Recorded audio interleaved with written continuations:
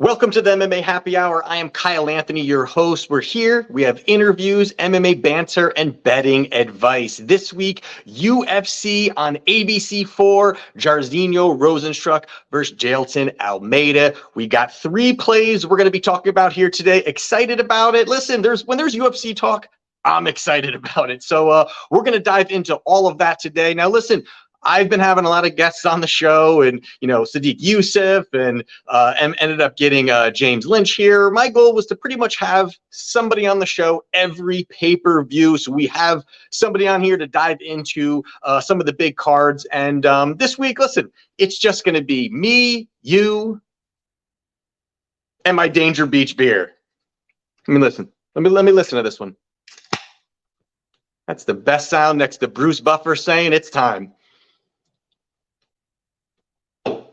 But I think we first got to dive into the main event of the evening between Jailton Almeida versus Jairzinho Rozenstruik. And before I dive into this, if you want to become a client at Wagertalk, check me out, wagertalk.com. I have all my plays up there. Over the last 3 years, have earned clients over 100 units in profit. #1 overall at Wagertalk last year for return on investment. #1 in 2022. So we got to keep all that fun stuff going. But let's dive into Jailton Almeida versus Jairzinho Rozenstruik. Now, you got Almeida as a big favorite here, -590. Pretty crazy. On the other side here, you got Rosenstruck +390. So the first thing here when you're looking at this fight, and I think that it's interesting even with how crazy this line is. And the first thing here is the fact that Almeida had been fighting at light heavyweight. And this is something I find very interesting in the fact that he was very successful at light heavyweight. He was ripping through guys in lower organizations, looked great, ended up getting on Dana White's Contender Series, looked good there, got the victory there, and then moved on to his debut.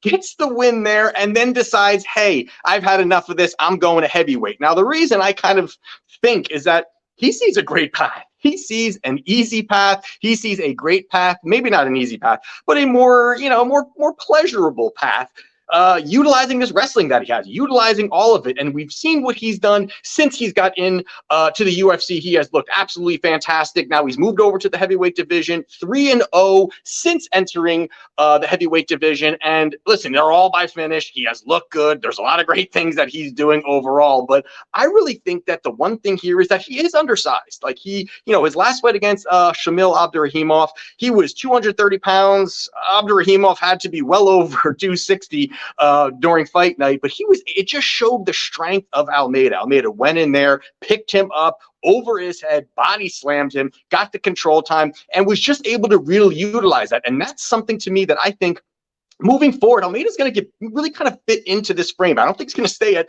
230 pounds. This guy's going to add some size, add some strength. I think he wants to work on that cardio a little bit, but add some size and strength to just get guys where he needs to get them, which is the ground, which is the control time, which is dominating on that particular situation. Now, I think the biggest issue here that you got to look at for Rosenstruck is really going to be, obviously, it's going to be the vulnerability when it comes to his wrestling. There's a lot of issues when it comes to that. He's a guy that has shown complete issues and clear vulnerabilities on that. And the one guy there that he went out there and he fought, it was Curtis Blaydes. He hasn't really fought that many guys that really are looking for takedowns. Rosenstruck has had, a nice opportunity to fight guys who want to stand, who want to bang, who want to strike. When he fought Rosenstruck was able to keep him on the ground, control him, and win all 3 rounds. And even prior to that was his fight against Alistair Overeem, which really opened up everybody's eyes to this high-level kickboxer that Rosenstruck is that Overeem, not a guy that's really well known for takedowns or control time or being really good on top. And he went out there and did a lot of great things,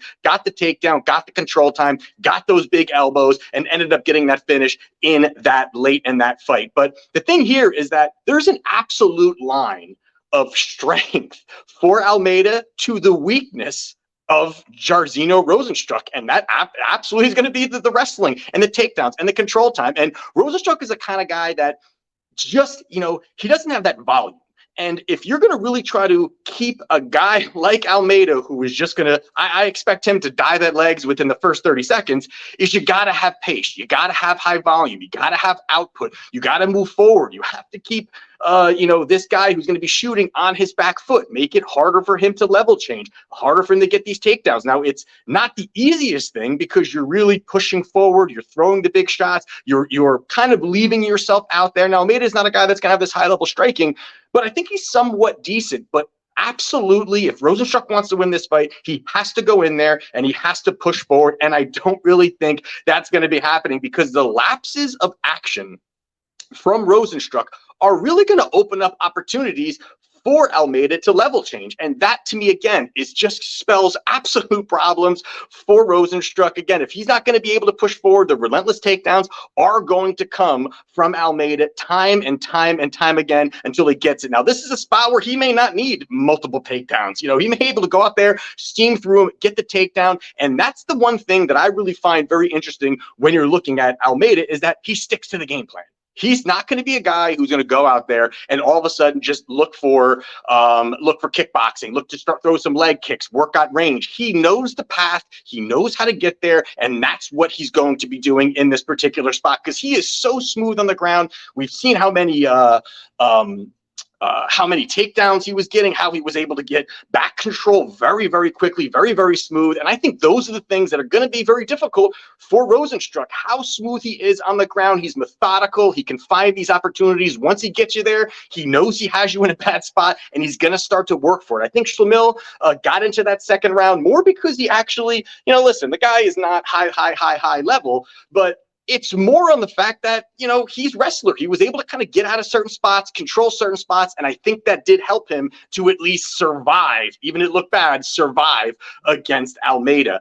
And then lastly, I think one of the big things here is that what Almeida does, he's a finisher. He's a guy that's going to go out there, he's going to hunt for those finishes, and if you look at it, he's got 18 victories, 12 of them, 12 are by submission. He's got 13 victories in a row. All of them come by finish. Now, you definitely look at the inside the distance number. It's still pretty wide. I think if you can whittle this down to inside the distance and not just by knockout, by submission, I think that's the way he's going to be going. I think the submission is going to be there. And you're looking at a number of around plus 100 to minus 110 on this, getting off this this 6-1 favorite. That's a big number. So I do like Almeida to go out there, Jailton Almeida to go out there, get the finish early. I do think it's going to be early, but I just think even if Rosenstruck survives that first round, I think that's still relentless takedowns. He's going to have 5 rounds to work with Jairzinho to get him down, to get that control time. So I do like Jailton Almeida to go out there, get the victory via sub plus 100. That's going to be the spot. And this little thing's falling down here. Sorry, I'm messing with this here. All right. Now, the next thing we're going to be talking about here, next fight we are going to be talking about is Alex Morono versus Tim Means. You got Morono right now.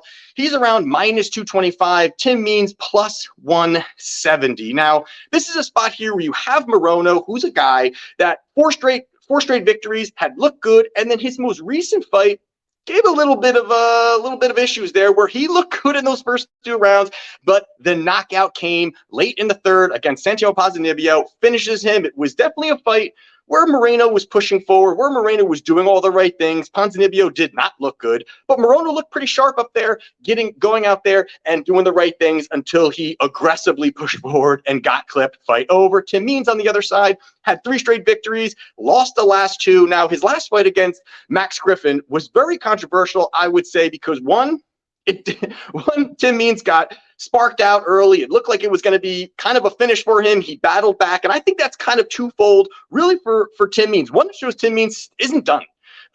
He was able to, show some durability there. He got rocked. He was able to battle back. Some people would argue that Means won the next 2 rounds and ended up winning the fight. He didn't on the judges' scorecards. Judges did give it to Max Griffin. I think it was a split decision. But it does show that Means is there. Means could have wilted, ended the fight and just not really done much after getting rocked, but he battled back, dug deep. It shows the Dirty Bird is still in effect. But the big issue here is, listen, he's 39 years old. This will be his 48th fight as a pro in mixed martial arts. So this is the tail end of Tim Means' career. Guy is a legend, but where's the motivation? You know what I mean? Where's the motivation? Right now, he's, he's I think a wrestling coach right now, and there's other things that he's doing. Now, it doesn't mean that he's not showing or giving time or opportunity to going out there and trying to get a win at any point in the UFC. I just think it's showing a little bit that maybe this is kind of getting towards the end of his career overall. But I think stylistically speaking, Morono has all the advantages. Besides the 3-inch reach advantage that Tim Means will have, which will be substantial, and I think it's not substantial, but I think it's enough where Morono isn't the sharpest striker, but Means can work from the outside, pepper out that jab, keep range, and I think that could help lengthen this fight a little bit. People look at these guys, we do think of them as brawlers, guys who are going to push forward, throw big shots. There's a little bit more to that if you peel it back, but, you look at it, Means is a good boxer. He definitely, has that ability, but I think how slow his combinations really are starting to develop at this point in his career. Now, I think Morono, a little bit sharper when it comes to that, a little bit quicker hand speed when it does come to that. I think that's going to be helping him. Also, the fact that Morono has nice output. He has nice volume. Means used to be that. I feel like he's kind of, tilted off from that in certain spots, not looking to do certain things, maybe be timid in the pocket, whatever it is. I do kind of lean more towards Morono in that spot with the pace, with the volume that's going to help him throughout this fight overall. But the other part here is we're going to be in the apex cage. I mean, we're not going to be in the apex cage. And I kind of look at it as an opportunity where guys like this can kind of take distance a little bit. Now, I'm not saying that they're going to be working completely on their bikes and running around from each other, away from each other, but I do think that that presents opportunity for two strikers to kind of have distance, have space at certain times, not be forced to be really fighting in a phone booth the entire time. It gives a little bit of space for both these guys, could lengthen the fight a little bit too. But I do think this is going to play out on the feet. And I think that's a major part of what I like or where I'm going in this fight, because I don't think there's going to be submission. I don't think there's going to be takedowns. If there's going to be any of those, I kind of more lean towards the fact that somebody gets rocked and it's a club and sub kind of situation where they take them down, choke them out. I think this is a spot where neither guy's going to be looking to do that. They're going to be looking to push forward. They're going to be throwing, and it's just going to be a striking battle. Now, with that being said, Morono has 17 UFC fights, 11 UFC victories, 8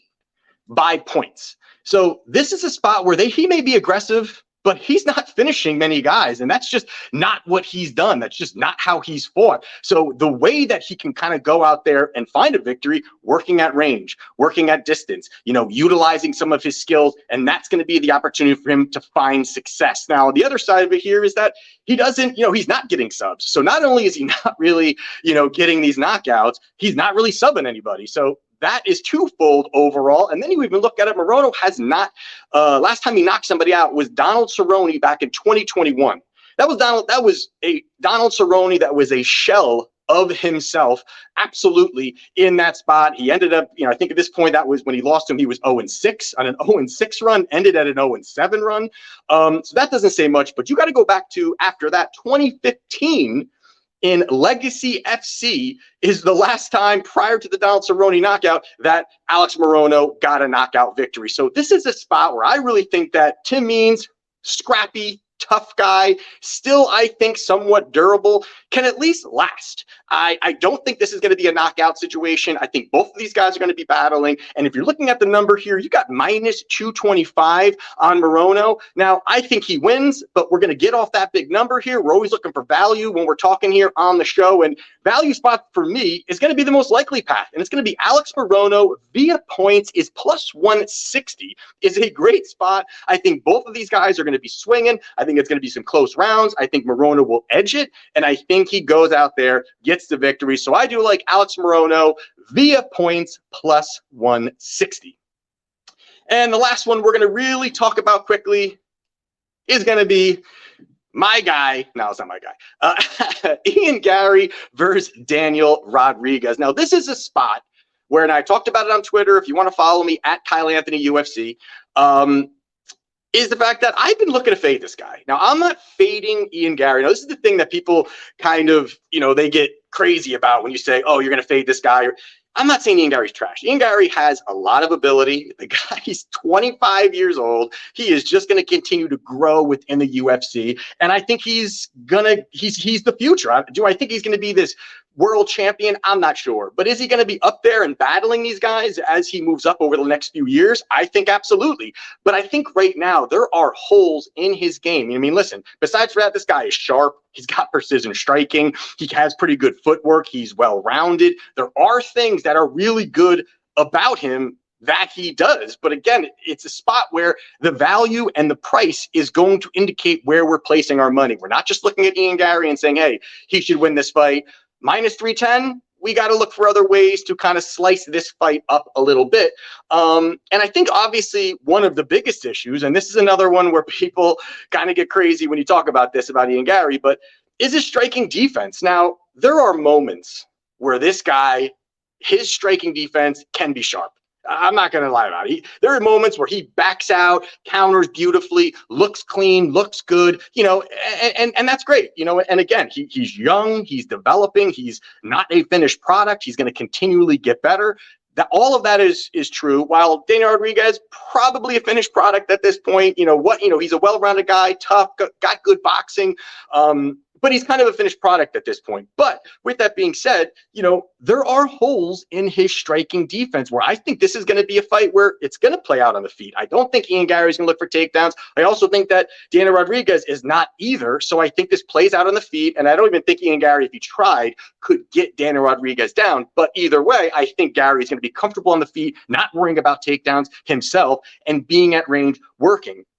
But the style at which he's lackluster in his striking defense, you see the fact that he's got his hands low, his chin's up. You also see where he kind of does that tall man lean back. That's not going to work against really sharp strikers. They're going to set that up. They're going to really hunt that. They're going to push forward. They're going to look for opportunities. And I think that's where Ian Garry can really get clipped again. Now, a big red flag was last fight against Song Kenan, where this was a fight that was teed up for Ian Garry to get like a first round finish. Like, this was one of those. I mean, no offense to Song, but this was definitely one of those that was looked at as that. And when you're looking at that, hold on a second.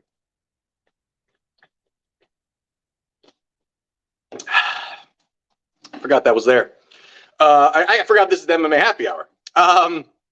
But the lean back and the stuff that he does with that, sometimes to me, is very hittable. And he's got his hands down, the chin up, he's on the center line. These are things that you got to correct if you're going to look and fight strikers in the top heap or ranked guys in this division. You're going to need to fix that overall, because I do think that Daniel Rodriguez has the power, has some speed, and that could be a little tough for him in the pocket. Now, the other part of this is Daniel Rodriguez is a southpaw. And I think that could also cause issues for Ian Garry when they're, again, his striking defense can be a little iffy, not looking good in certain spots. And that open shot, straight shot down the middle is going to be there for Daniel Rodriguez. I think that could open up opportunities too and make it pretty interesting. And also the part of this is that Ian Garry, we all think of him as this long, rangy guy. We all think of him as this long-rangey guy, but in this fight, he's going to have the same reach as Daniel Rodriguez. They're going to both have, I think it was 74-inch reach. They're going to have the same reach.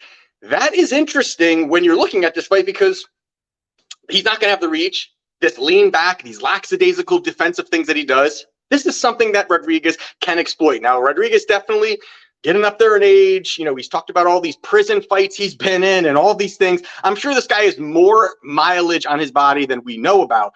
But, this is going to be a competitive fight. I kind of look at this as a very competitive fight. And if you're looking at value, I do like Daniel Rodriguez here. If I was to place a bet, I am still on the fence here, but I wanted to talk about it on the show because I posted about it. Because I'm leaning Daniel Rodriguez. I really am. I have not pulled the trigger yet. And I do think this line has kind of moved down a little bit, moved up a little bit, kind of different spots. But I think more money is going to come in on Ian Garry as this fight gets closer to fight night. I think the money will start to keep coming in on Ian Garry. People to put him in parlays and all these things, and you may get even better price. And you may even want to look at a better price as Rodriguez via knockout, which probably should be pretty good. I don't have that number in front of me, but that probably should be a pretty good price as well too. So in this spot here, I do like Daniel Rodriguez. I think he can get this knockout. I think he can push the pace, and I think he can also exploit some of these, defensive inefficiencies that Gary does have. Either way, I think Gary down the line is going to do some great things, but these steps up in competition are spots I'm looking to fade him and see if we can get that job done. So I do like Ian Gary as a little sprinkle spot there to get the job done on Saturday. So there you have it. There is the MMA happy hour. Hold on a second. Let me This has got, I think, 8%. I love IPAs. Listen, that is the show. If you want to become a client, link down in the description at Wagertalk.com. That's where you can find me. Also on Twitter at Kyle Anthony UFC. That's the MMA happy hour. We will see you next week. Let's cash.